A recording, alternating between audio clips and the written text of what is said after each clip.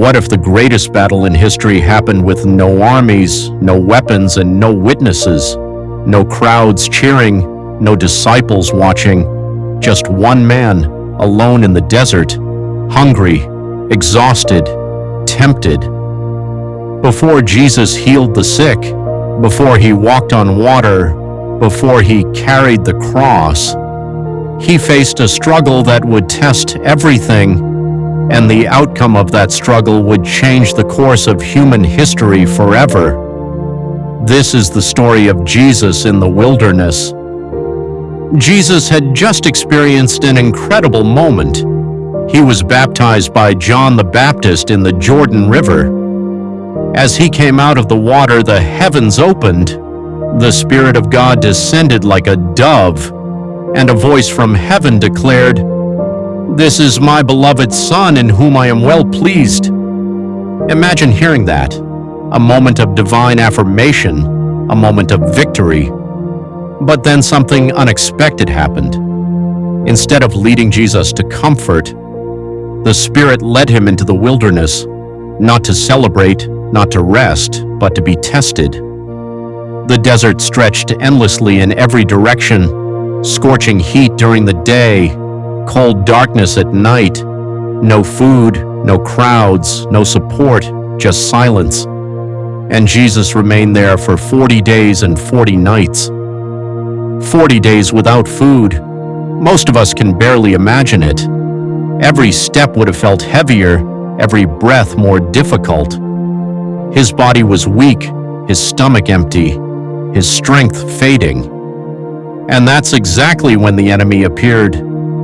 Not when Jesus was strong, not when he was surrounded by people, but when he was physically exhausted. Because temptation often comes when we're at our weakest. The tempter approached him and said, "If you are the Son of God, command these stones to become bread." Think about that. Jesus had the power to do it. The stones were everywhere. The hunger was real. The need was legitimate. But the temptation wasn't just about food, it was about trust. Would Jesus trust God's timing, or would he satisfy his own needs his own way? Jesus answered, "Man shall not live by bread alone, but by every word that proceeds from the mouth of God." The first attack failed, but the battle wasn't over. The enemy tried a different strategy. He took Jesus to the highest point of the temple in Jerusalem. Far below, crowds moved through the city. The drop was deadly. Then came another challenge. "If you are the Son of God, throw yourself down." The enemy even quoted scripture. He argued that angels would protect Jesus. No harm would come to him. Imagine what would happen. A man leaps from the temple. Angels catch him. The crowd witnesses the miracle. Instant fame, instant belief, instant recognition. But Jesus saw through the deception.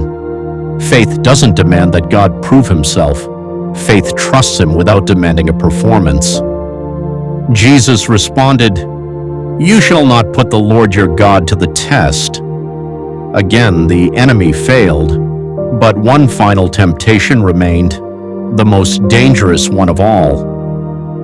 The enemy led Jesus to a very high mountain. From there, he showed him the kingdoms of the world, power, influence, authority, glory, everything humanity fights for. Then came the offer. "All these things I will give you if you fall down and worship me." Think about the magnitude of that moment. Jesus knew what lay ahead: rejection, betrayal, suffering, the cross, the pain, the sacrifice. And here was a shortcut, a path to power without suffering, a crown without a cross, victory without sacrifice. Many people would have taken the deal.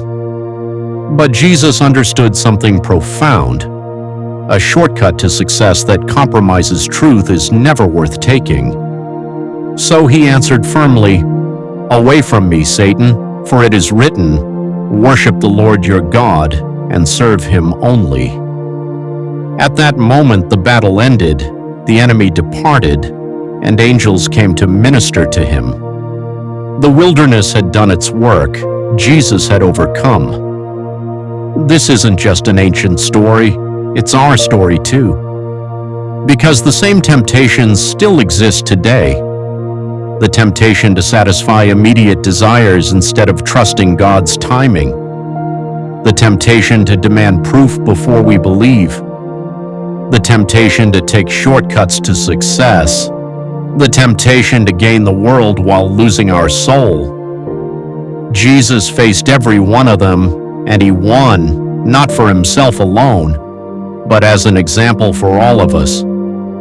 His victory in the wilderness showed that temptation can be resisted, that truth is stronger than deception, and that faith is strongest when life is hardest. The wilderness was not the end of Jesus' journey, it was the beginning.